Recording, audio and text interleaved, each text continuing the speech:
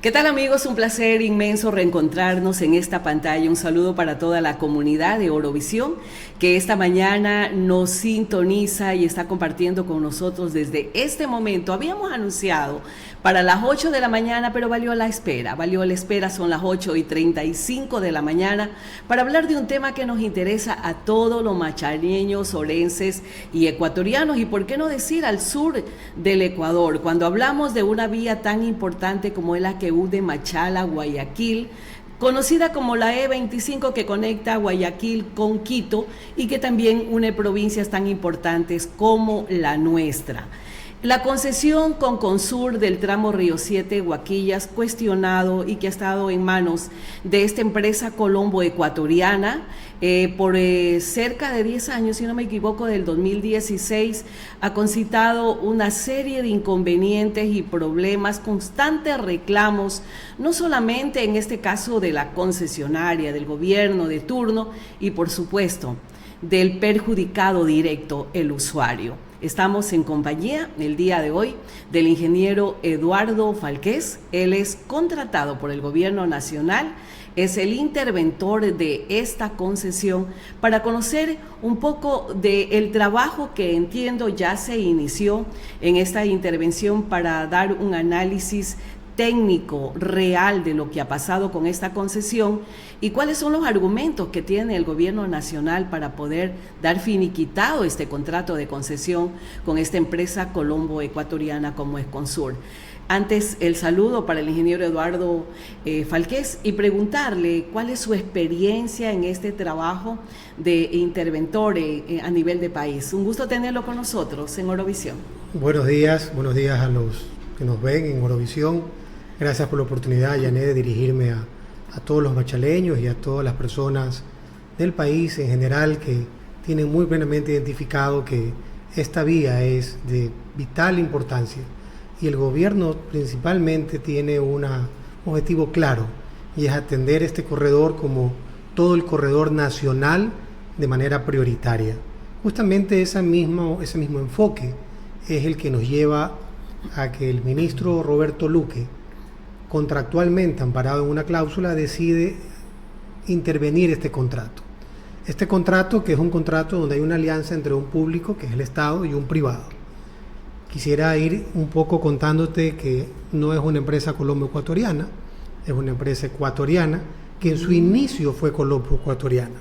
Ya. Para conseguir este contrato tuvieron un aliado, que era una empresa, me equivoco, su nombre es Latinco, que tenía experiencias en concesiones viales. Era quien aportaba la experiencia y con eso garantizaban poder concursar y se ganaron este concurso. Pero una vez que obtuvieron el contrato, lo que sucedió es que el accionista local compró la participación de este accionista extranjero, quien ya no figuró más. Entonces quedó un solo accionista, que de paso es una empresa constructora importante en el país. Flopec creo que es. Fopeca, perdón. Sí, Fopeca. O sea, es ecuatoriana 100% ahora la concesión. Sí, o sea, fue cuando se suscribió el contrato, colombo-ecuatoriana, como tú bien lo indicaste, pero inmediatamente una vez que obtuvieron el contrato, quedó como una empresa solamente ecuatoriana. Ya. Mi experiencia, Janet, pues yo administré por 3 años los 600 kilómetros de vías concesionadas en el Guayas, uno de los primeros contratos de concesión vial en el país. Pudimos impulsar muchas intervenciones necesarias. En este mismo corredor impulsamos el puente sobre el río Bulubulu y sus accesos, impulsamos ampliación de 4 kilómetros en la parte que corresponde a Guayas. Guayas tiene la concesión sobre la E25 desde Durán hasta la entrada de Naranjal. Son 84 kilómetros de vía, donde solamente quedó pendiente 6 kilómetros que corresponden al paso por Churute, que ahí había un tema ambiental que había quedado solucionado y que no entiendo el motivo por el cual hoy quien está delegado en esa concesión no avanza con esos trabajos. Ahí también tenemos pendiente el puente sobre el río Churute, el puente sobre Bypass 3 y el puente sobre el río Cañar, pasando Puerto Inca. Si obtuviéramos esas competencias que hoy están como concedente la prefectura y como concesionario Consegua, ese primer tramo lo tuviéramos en su totalidad a 4 carriles. De ahí vendría el tramo Naranjal-Tenguel, donde tenemos otra empresa concesionaria que se llama Intervías. Yeah. Intervías tiene a su cargo 40 kilómetros, ha avanzado de los 9 puentes existentes, ha hecho 6 que ya se encuentran los 2 puentes, ya tiene 10 kilómetros muy avanzados para entregarlos a condición de 4 carriles, y han tenido ciertas demoras en el paso lateral Naranjal, porque en algún momento encontraron vestigios arqueológicos y algo que ha atrasado esa intervención. De Tenguel hasta Huaquillas nace la concesión en la cual yo soy interventor, en la cual yo fui designado por el Ministerio de Transporte y Obras Públicas, pero quien me contrata en sí, incluso por una cláusula, cabe la redundancia contractual, es la propia concesionaria. Una vez que entra la intervención el 28 de marzo, se desplazan a las autoridades administrativas, se desplazan las autoridades societarias y tengo a mi cargo la gestión integral del proyecto. ¿Qué quiere decir esto? Que todo lo técnico, todo lo financiero y todo lo jurídico tiene que pasar por mi aval. ¿Y qué ha pasado durante estos prácticamente ya van a ser 100 días? Ha sido un levantamiento de información importante, pasos importantes que no son muy visibles, pero que son los que nos van a permitir en el corto plazo, es decir, de aquí máximo en un mes, ya tener maquinaria en las vías haciendo los trabajos, que es lo tan esperado por todos los usuarios de la vía. Perfecto. Entonces, hay garantías definitivamente de todo el trabajo que usted viene haciendo. Para poner en contexto de la ciudadanía, tal vez muchos ingenieros arquitectos ya tienen el conocimiento de cuál es la labor de un interventor. ¿Qué es lo que hace específicamente un interventor? Vamos a ponerlo en términos sencillos. Sencillos. En esta sociedad, como lo dije, donde está el público y el privado, el público, el Ministerio de Transporte y Obras Públicas, y el privado Consur, hay compromisos de ambas partes. Y cuando este privado no cumple con esos compromisos, contractualmente este público designa un interventor para que se garantice y se cumpla lo que afecta a quién, a los usuarios. Este incumplimiento va en desmedro de quién, de los usuarios. Entonces mi función es velar porque se cumpla lo contractualmente, que se corrija lo que no se ha estado haciendo bien y empezar a hacer las cosas que la sociedad demanda y necesita. Perfecto. Entonces, ¿cuáles son los objetivos principales?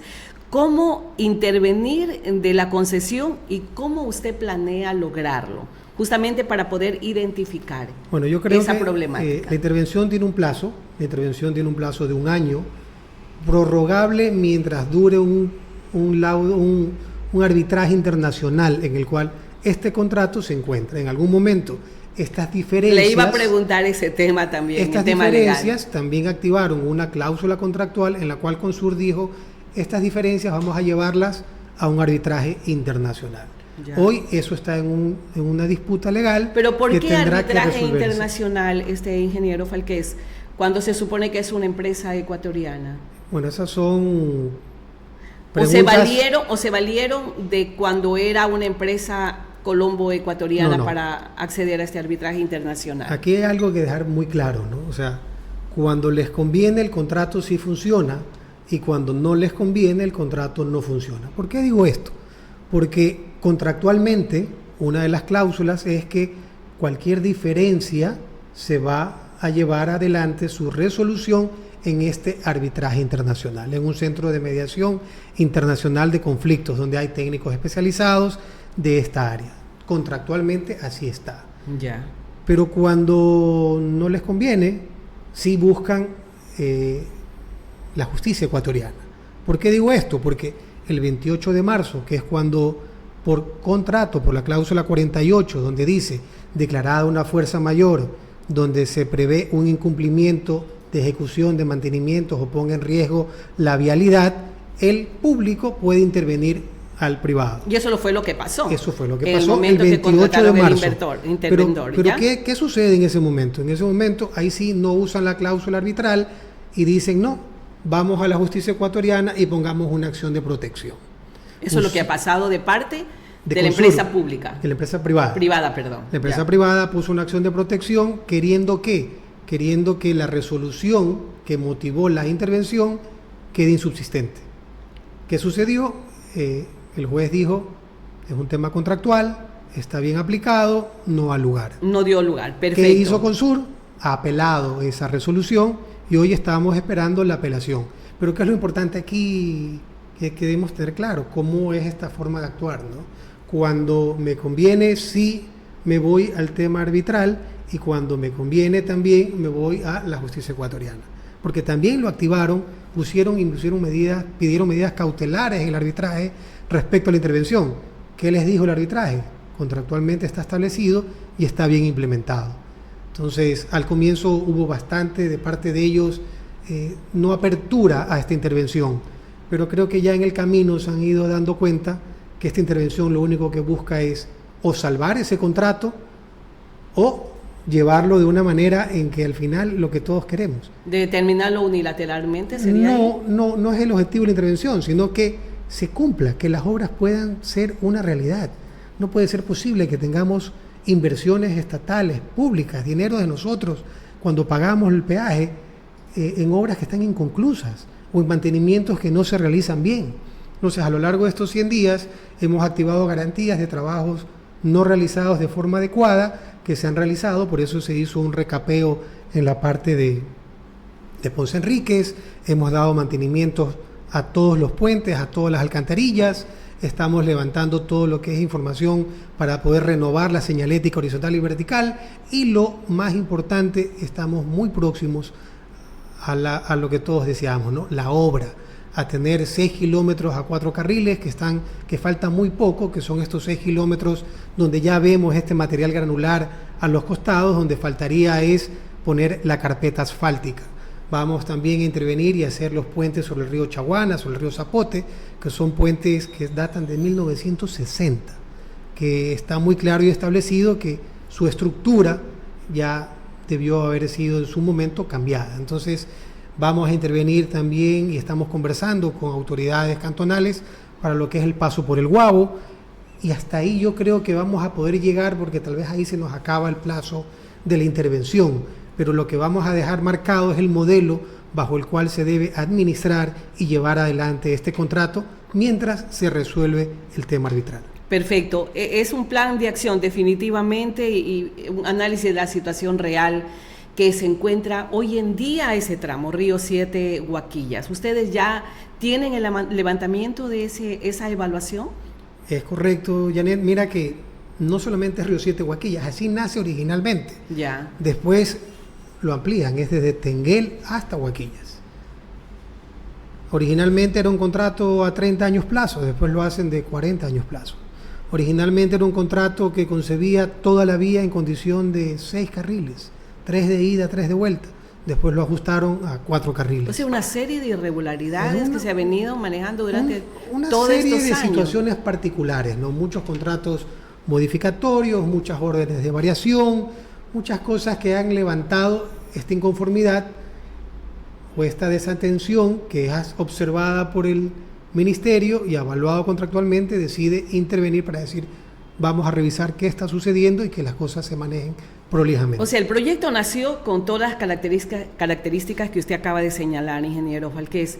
¿Y estos cambios se vinieron dando en los últimos 8 años? Desde el 2016 hasta el 2021, este contrato ha sufrido muchas modificaciones, muchas adendas. ¿De qué dependió eso? ¿Del gobierno de turno? ¿De falta de recursos económicos? ¿O definitivamente era un contrato tan mal hecho que podían hacer este tipo de manipulaciones, por no decir otra palabra? Yo creo que hay que rescatar primero los contratos de alianza público-privadas. La única forma que podamos tener infraestructura, no solamente vial, mañana hospitales, puertos, es donde existan estas alianzas público-privadas, donde un privado haga la inversión, el público sea el controlador y el beneficiario realmente sea el usuario. Lo que no está bien es que suceda que existe un contrato donde la balanza esté totalmente inclinada al privado, a su lucro, a su beneficio, en desmedro del Estado y sobre todo del usuario.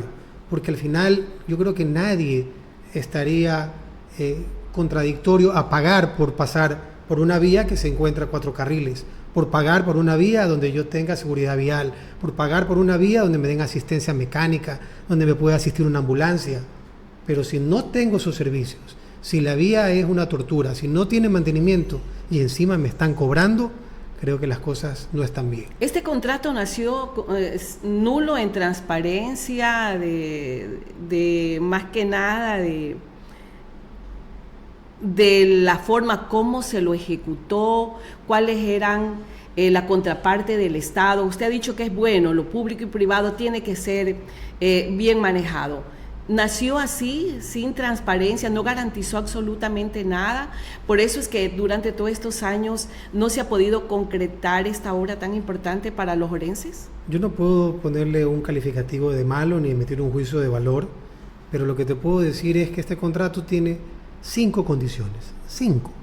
Las voy a citar. Diseño. Lo hicieron.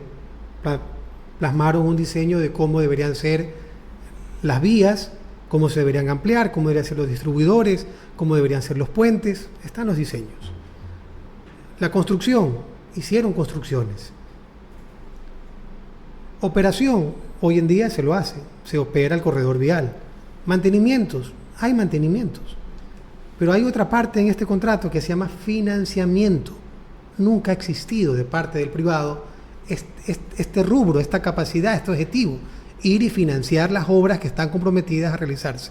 Y el Estado tiene que poner una contraparte para poder llevar adelante esas obras. ¿Qué es lo que sucede? Se agarraron de la excusa, como tú no pones tu contraparte, yo tampoco pongo la mía. No es lo que debe suceder. Lo que debe suceder es que el privado debe poner, existe un compromiso, un contrato con el Estado, es algo muy sagrado, por decirlo así. Tú tienes que cumplir porque estás hablando de fondos públicos y tu compromiso es un servicio público. No puedes, porque no se cumple cierta parte, dejar de cumplir. O sea, lo grave fue el financiamiento de parte de la empresa privada. Correcto. ¿No constaba en el contrato? Consta en el contrato. ¿Esa contraparte de financiamiento o solamente nacía del pago del peaje para hacer la inversión? Bueno, digamos algo también es muy claro y desde 1999, época del Sucre, nos vamos al dólar, en el año 2000, ¿cuál es el costo de la tarifa de peaje? $1 por eje. Han pasado 25 años y seguimos pagando $1 por eje. Todo ha subido. La gasolina, las llantas, los lubricantes, el asfalto, los sueldos, la energía eléctrica. Creo que los únicos 2 rubros que no han subido en la historia del Ecuador son la tarifa de peajes y el cilindro de gas. De ahí, todos los rubros han subido. Entonces, existe en los contratos de concesiones viales esta tarifa que se llama una tarifa socialmente aceptada, que es esta tarifa de $1. Pero hay que decirlo claramente y yo no puedo mentir. Aquí hay que ser muy transparente. Esa tarifa no alcanza y no es suficiente para que quede, digámoslo así, un vuelto, para que ese vuelto se pueda convertir en obra.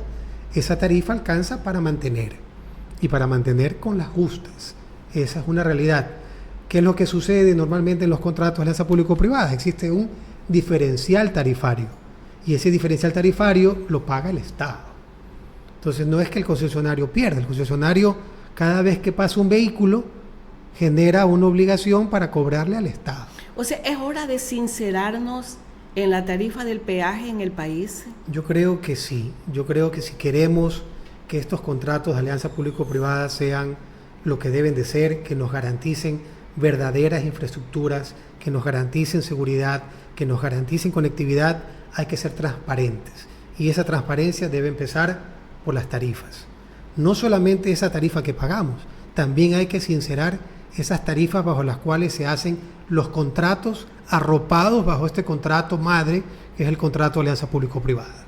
Contratos arropados, nos dejan muchas dudas también cómo se ha manejado lamentablemente este tramo que es el gran perjuicio para la economía de provincias como la nuestra, y mucha gente se pregunta ¿qué tan rentable es para el concesionario con una tarifa como el que usted acaba de señalar, que es ínfima para poder cumplir con todas las necesidades de infraestructura, de mejoramiento, de mantenimiento de una obra para que sea sostenible.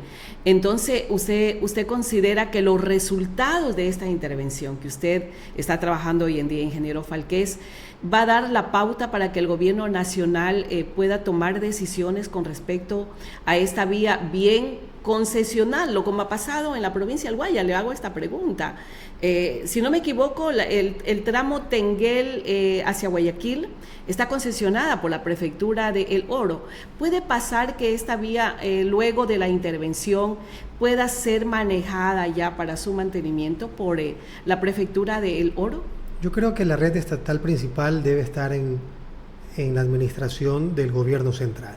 Ya. Yo creo que y a través de alianzas públicas privadas. Yo creo que los gobiernos seccionales tienen mucha obra que hacer en el aspecto rural. Creo que somos aún muy deficientes en las carreteras de segundo y tercer orden para darles un compromiso mayor, porque eso va a afectar a los presupuestos de estos gobiernos seccionales o gobiernos provinciales, y la atención que necesita un corredor principal es una atención que debe ser ya una visión distinta. En lo personal, en esta experiencia que tengo bajo esta administración de concesiones viales, yo aspiro poder migrar, así como los teléfonos celulares, por ponerlo de una manera coloquial, hemos ido migrando de generaciones, ¿no? Pasamos de la primera generación donde solo podíamos llamar y podíamos llamar con muy o mala señal. Después pasamos a una segunda generación donde no solamente eran las llamadas, sino que ya podías poner mensajes de texto. Y después una tercera generación donde ya tenías internet. Una cuarta generación donde el internet era más rápido. Y así hemos podido ir evolucionando. Perfecto. Vamos a terminar la idea, por favor. Siga, ingeniero. ¿Y a dónde quiero llegar? Así que en esta evolución que ha sido de estas generaciones, así también debe pasar con las concesiones viales. Las concesiones viales deben ir migrando en generaciones, porque lo que antes era bueno, de pronto ahora puede ser mejor, o lo que antes estuvo mal, ahora lo corrijo. Y en el Ecuador nos hemos quedado en la primera generación de concesiones viales.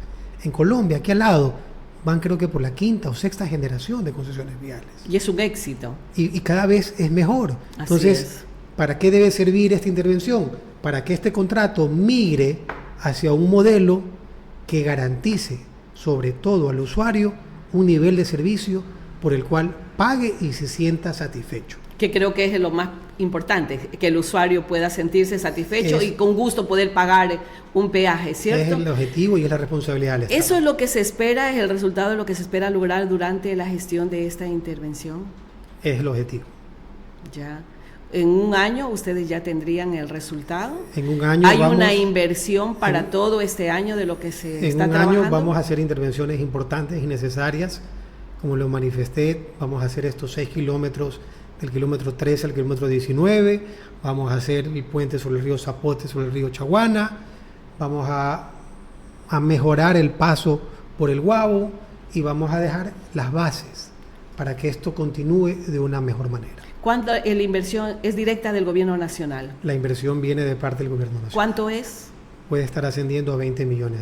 20 millones de dólares va a costar esta intervención. Es correcto. Y eso significa que la vía va a quedar ya expedita con todas esas irregularidades que he estado presentando hasta el día de hoy. La vía va a quedar en gran parte expedita, va a quedar de una mejor manera.